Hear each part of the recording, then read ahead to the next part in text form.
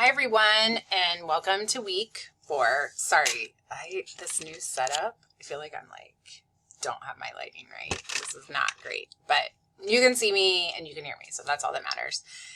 We are into week 4. As you well know, these classes move so fast. I feel like we just got started and now we're at the halfway point. So this week, it's really talking about and thinking about the management of a crisis. So we've talked a lot, and especially in the discussion, sort of like analyzing what happened using theory and thinking about how, the response and the reaction. And this week continues to look at that, but we're going to just dive deeper into thinking about, in the midst of a crisis, what are we doing? What are we saying? Where are we sending our messages? What kind of messages are we sending? But then also looking at the things that aren't necessarily in our control. And then I think this week, particularly chapter 12 from the book, where it talks about how you can use and apply theory to these situations, which you kind of got to practice doing with the Volkswagen discussion question from week 2.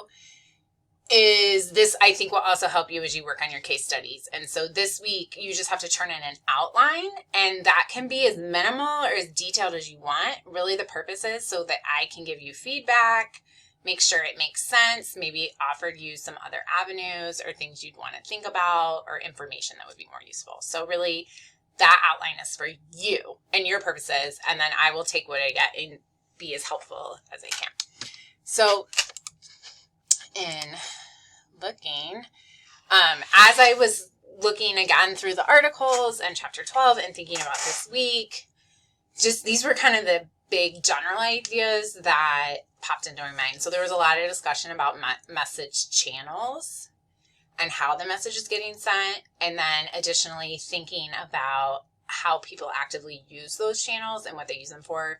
So I think it was an article you guys read, but I also was doing just some extra research, and it was talking about this idea of people often will use like traditional news organizations for certain kinds of information, but then they'll turn to their social media and their networks for other kinds of information. And then a lot about message framing. And this again, I believe it was last week we were talking about kind of media and what the media is doing. I believe that was last week, and we were talking about, looters versus survivors, those kind of things. And so the other thing is we can put out a message from an organization standpoint or something, but we ultimately do not control how the media takes that and what is getting reported out unless someone takes our message verbatim. The other thing that I think, and this is where social media has really changed a lot of the landscape, is that there are ways to get your message directly to people, whether it's putting out YouTube videos or social media. So I'm sure during the pandemic, I didn't see this, but I'm sure a lot more people, for example, started following the CDC or started following their local health department for information, right? So there's that. Talking about the emotion that is used in the message. So this idea of, are we evoking anger? Are we evoking sadness? Like, what is the emotion and how does that impact?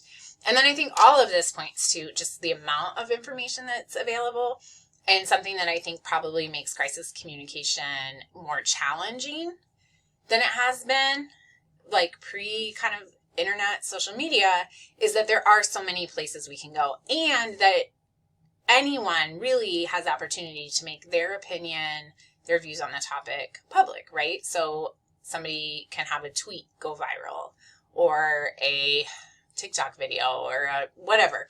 There's all of these different ways that there's a lot of information.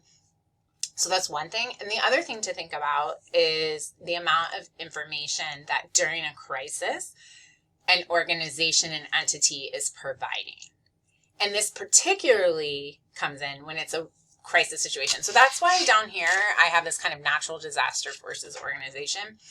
And so I think one of the things, and we're seeing this throughout the course, is while there are a lot of key similarities, there's also key differences between a crisis that's something like a disaster, like a pandemic or a forest fire or flooding or whatever those kind of things are, versus when an organization has a crisis, it's more like a reputational. So in the first one, you know, when you're trying to keep people safe, to protect people, thinking about how much information am I giving them, kind of things is really, really essential. Now, in an organization, you also have to think about the amount of information, but it maybe doesn't have an immediate implication on the public's safety and well-being, but it does have an implication on how the public reacts to that organization.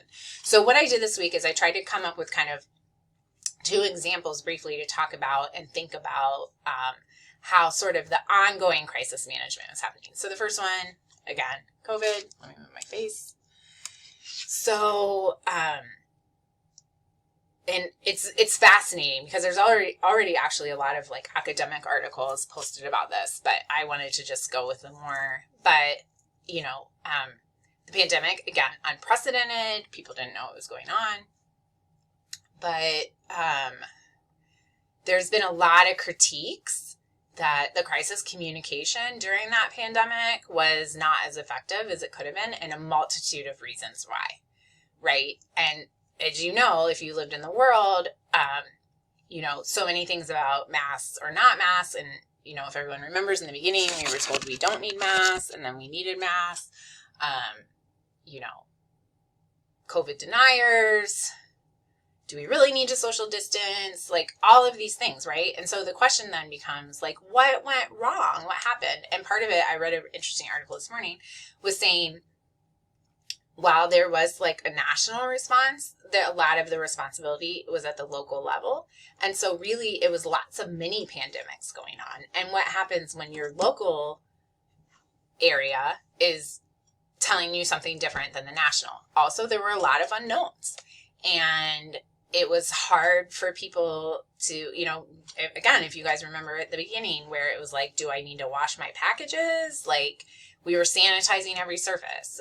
Is it airborne? Is it not airborne? Again, all of these things. And so we were getting a lot of information that sometimes conflicted. And then obviously there was a lot of politicization behind it. And then, you know, was it too simple? Was it too complex? Just so many things going on. Other things to think about in that crisis management that made it challenging. I found this that I thought just kind of nicely sums up like some ideas of like, how do we best respond to a crisis? And this came out of an article. It was a journal article in which they kind of analyzed the COVID response based on this. And the first one was be first. So try to be the first source of communication often, because that often becomes the source against all are measured. So this went to like, who's the official spokesperson? Is it the CDC? Is it the White House staff? Like, who's getting ahead of this and who are we listening to? Be right. Accuracy is critical to credibility. And this becomes particularly challenging in a situation where there's a lot of unknowns. So if you remember, because at first we were told not to wear masks, and, you know, since I've read and I'm sure you've heard, part of that was there was a fear there'd be a shortage and a run on masks, and they wanted to make sure essential, like, first line workers had those.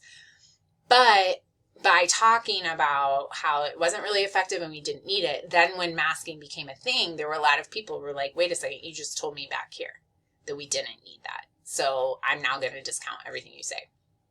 Be credible. Honesty is fundamental to building trust. And so are we being open and honest with what? Express empathy. People must know their leaders care. And again, this comes to just also the individual spokespeople. And so we saw a lot of things where different governors in different states took very different stances and took a lot of different actions. You know, about that, promote action, provide a call to action. So a big thing in a crisis situation, as people are sort of like in that panic mode, like what can they personally do? So again, in COVID, there were a lot of things people could do, right? They could social distance, they could wear masks, they could go on lockdown. Now, part of the issue was these were really extreme measures that most people just, I'm sure, I can't imagine any of you thought this was something we could do. But where it became tricky was when that call to action varied, and there was discrepancy, and there was like not really sure. And then, you'd be like, well, this community, their schools are open. Like where I live in Tippecanoe County, we had times of virtual. I mean, we went virtual the first, but for the next school year, my girls were back in person as long as they weren't under quarantine. And then I think we shut down during December. But I have, I know people who in California, they never had in-person classes. So again, there's like this, well, they're doing this, what are we doing? And then show respect. Lack of respect undermines trust. And so also realizing that what they were asking people to do was super challenging. How do you respect someone that maybe has questions, or, acknowledging like, hey, you're trying to work full time and you have 3 little kids at home now that are also trying to learn full time, and you only have 1 computer. Those kind of things. So just some things to think about. And I'm sure there's going to be tons that will continue to come out from a sort of academic point on that. So then to totally shift gears. This was the other one I want to show you. It says they also is realizing people are getting information from a ton of sources. And so, they interviewed people, and interesting, government was the number one. I think that came from either straight from them, or like, maybe y'all remember like the daily press conferences at the state level, at the national level, TV, then social media, then newspaper, then websites, friends, doctor, radio, family, partner, religious, right, all these things. But the thing is, based on out of these participants, many of them were naming multiple sources. And then the most trusted, actually 43% trusted the government in that. So again, also realizing, okay, what happens when your family is saying something different than the government? And how does that impact your reception of information and how you process it? So now, totally switching gears, company that, and this has kind of slightly been an ongoing crisis. I find this whole thing very fascinating. But for those of you who aren't familiar, LuLaRoe is a clothing brand that got really famous because they had really soft leggings with a variety of patterns. And I'm trying to remember now. I think it was like 5 or 6 years ago. It really exploded. And they have been accused of being an MLM, multi-level marketing. They say they are not.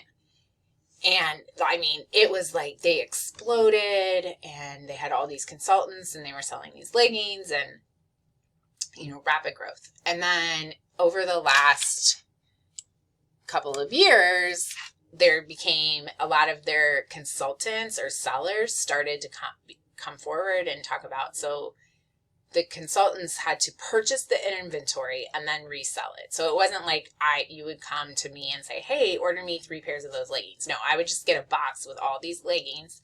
I also did not get to choose the patterns. And so there was a lot about like these really ugly patterns that people would have. And then the quality had gone down on the leggings, and they started to get holes, and there was all of this stuff. And then there really started to be like, and people couldn't, if they quit, they were stuck with their inventory. There was no return policy, all of this stuff. So there was a lot bubbling, and, there was a lot on like, there'd be Facebook groups or website groups. Well, anyways, if you haven't seen on Amazon, LuLaRich, it's a 3 or 4 part documentary. It's fascinating about the whole company. And one of the things that is really interesting, the documentary clearly portrays LuLaRoe as not a good company, but the 2 founders, who are a couple, agreed to participate in this and were in it throughout and sort of shared their story. And I'm assuming that was very strategic on their part and how they were going to do that. But it was really interesting. And their strategy was to downplay any criticism. So they were not saying, you know what, you're right, we made a mistake. They were like, nope. And they're like, if people couldn't sell their leggings, it's because they didn't try hard enough. And we're giving women opportunities, and we are not this. Majority of consultants were women. And then, of course, they would highlight the 1 or 2 people who got in at the very, very ground level and were very, very successful and made a lot of money. And not highlight lots of women who went into major debt over this and were not successful. But again, I thought it was really interesting to look at like how LuLaRoe responded. So here, this is them in the documentary. This I think is really funny. They had like their consultants went on to Amazon and kept putting up 1-star reviews and talking about how bad the movie was. And I was reading an article. If you read the rest of this article, it talks about like regular people are giving it 5 stars, not regular people, but people not connected to the company, 5 stars. And then they wanted to bring that down so that less people would see that. And I think this is another great example of where people are getting their information. So again, if you like do any digging into this kind of situation, there's Reddit has exposés, there's lots of just different articles, and seeing how LuLaRoe, the company, has tried to combat that and will often like come out very strongly, will attack people on the social media networks. You know, basically like, if you're complaining about us, you have the problem. And again, I think this is just kind of a really fascinating look. But also you can see like this is very different than like a natural disaster crisis, right? This is their reputational crisis, right? Are people still going to buy their products? Are people going to want to be sellers? So just interesting to look at. So again, as always, I think this is just like a super, that was weird, fun, let me make myself bigger, super fun topic as always. It made me extra excited to read some of your case studies when I was just kind of Googling for examples and, you know, what were like the top crises of the last decade or so. I saw several of the topics you guys were talking about. Some of them I know a lot about, some I don't know anything, so, or limited. So I'm really excited about that. Like I said, your outline, if you have any questions about that, let me know. Happy to help. And then there's the discussion. I think that's everything for this week. I hope you guys are having a good week. Feel like, I'm sure you're feeling it too, like, okay, we're halfway through and it's crunch time and the semester's ending and there's a lot going on. So again, if you need anything at all, just let me know. Have a great day.